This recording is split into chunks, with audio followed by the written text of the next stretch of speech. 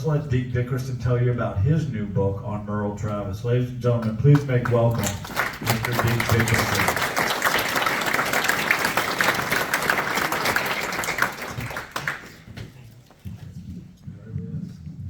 Thank you, Sean. How about a big hand for Sean Mencher for putting on this thing every year?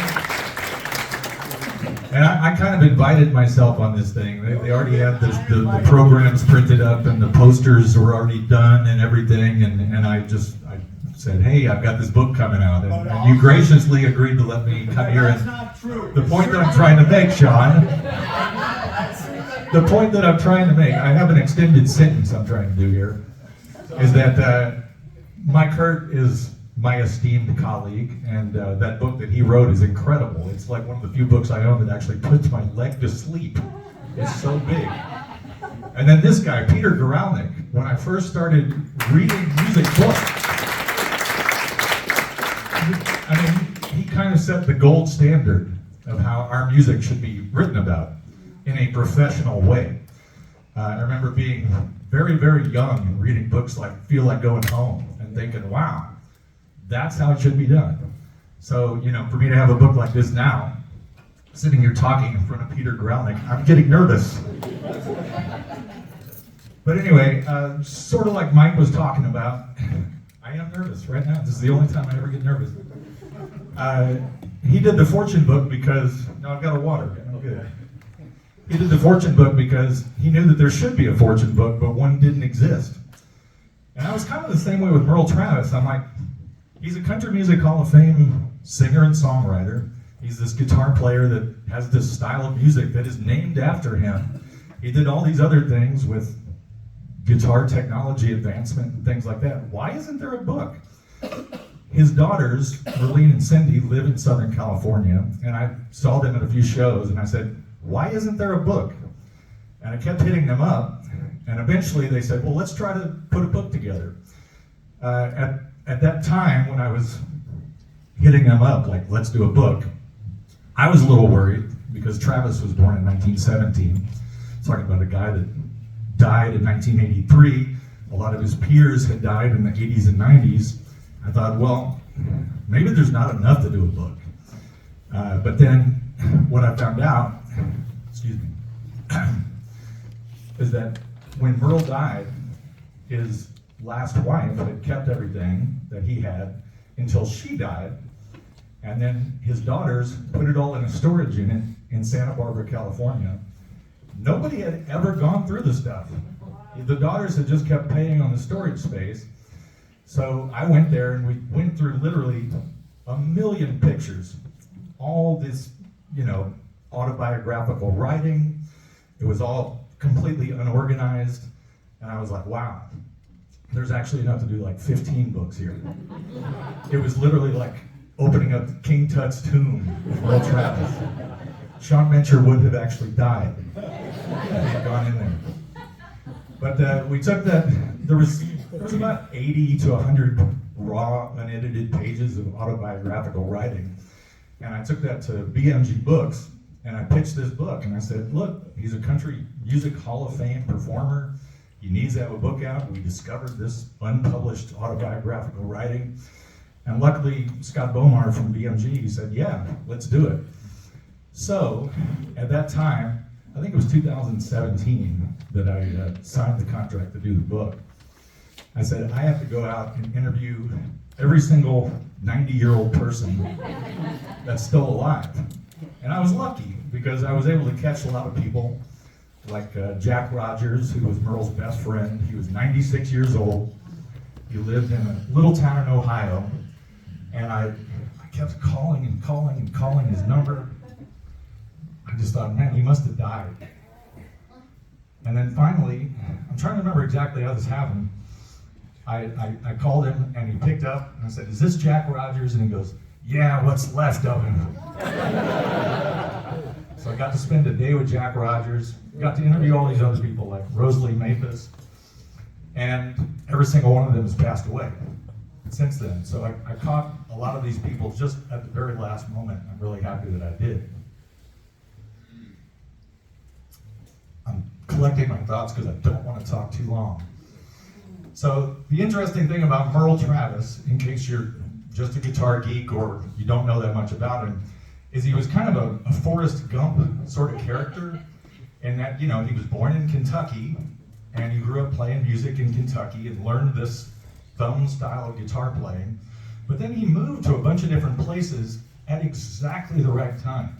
And it was kind of amazing how he did that. He moved to Cincinnati when he was very young and started playing on WLW radio, when it was the only 500,000 watt radio station in the United States. And that was something that this guy, Crosley, had done for just a couple of years. But for a couple of years in the late 1930s, they were broadcasting at 500,000 watts. So, you know, young Merle was getting heard literally in every corner of the United States. A couple years later, after his marriage failed in Cincinnati, he just thought, well, screw it. He borrowed $10 from everybody on the Boone County Jamboree cast, and he took a bus, just got on a bus to Hollywood. And he thought, well, what the heck? That was 1944. He landed in Hollywood kind of right as the war was ending, right when all this country music and Western swing was just exploding, and labels like Capitol Records were starting. He got signed to Capitol Records. After that, it's an interesting story with Merle Travis because he was a genius. Everybody says he was a genius, but he also had a lot of extreme lows. He was an alcoholic, had a lot of problems with drugs, things like that. So later on, every time he would kind of fail, he would move somewhere else, but he would move there at the exact right time. And it was kind of fascinating telling that tale. So I researched this book, wrote it for about 4 years, finally turned it into the publisher. Then we had a 1.5 year delay because of COVID. Then finally they said, we're sending it to the publisher. Sorry, there's worldwide publishing delays, supply chain issues. And during this time, I was signed to BMG Books. They canceled about half the books that they had ordered. So I was really sweating it.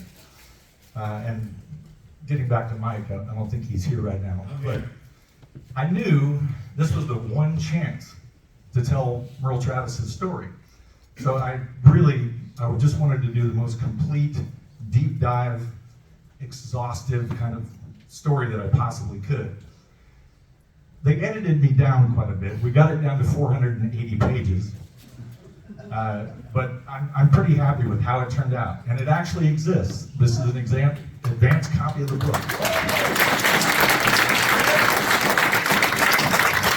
It's going to be released in November on B&G Books. You can pre-order it on Amazon or from an independent bookstore near you.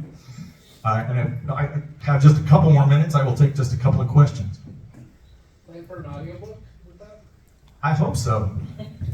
I actually just got hired to do the audiobook of Strat in the Attic, which is a book I wrote 2 years ago.